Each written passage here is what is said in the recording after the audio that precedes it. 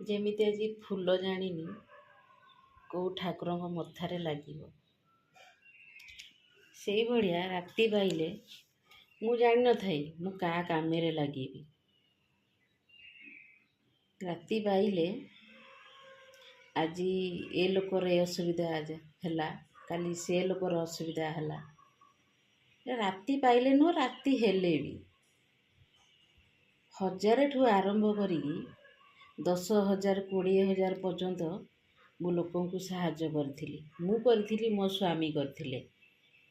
କିନ୍ତୁ ଆଜି ଯେତେବେଳେ ମୋର ଅସୁବିଧା ପଡ଼ିଲା, ମୁଁ ତାଙ୍କୁ ସାହାଯ୍ୟ ମାଗିଲି, ସିଏ ମୋତେ ମନା କରିଦେଲେ।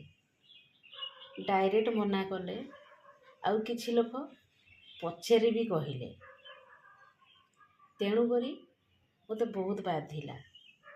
ଆଉ ଏଇ ଭିଡ଼ିଓ ସେଇ ଲୋକଙ୍କ ପାଇଁ, ଯେଉଁମାନେ ତୁମ ଦରକାର ଟାଇମ୍ରେ ତୁମେ ସାହାଯ୍ୟ ମାଗୁଛ। ଯେତେବେଳେ ସେ ଲୋକର ସାହାଯ୍ୟ ଦରକାର ହେଉଛି, ତୁମେ କ'ଣ କରୁଛ ନା ସେ ଲୋକକୁ ଭୁଲି ଯାଉଛ।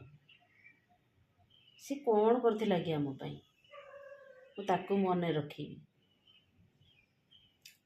ଗୋଟେ କଥା ସବୁବେଳେ ମନେ ରଖ, ସାହାଯ୍ୟ ଛୋଟ ହେଇଥାଉ କି ବଡ଼ ହେଇଥାଉ, କେବେ ତାକୁ ଭୁଲିବା ଉଚିତ ନୁହଁ।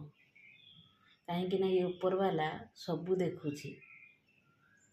ଯଦି ତୁମକୁ କିଏ ଆଜି ସାହାଯ୍ୟ କରିଛି, ତା ବଦଳରେ ନିହାତି ତାକୁ ସାହାଯ୍ୟ କର। ଆଉ ଯଦି ସେତିକି ବି କରିପାରିବନି ନା, ତାହେଲେ ତୁମେ ମଣିଷ ଜୀବନ ପାଇକି ତୁମର କିଛି ଲାଭ ନାହିଁ।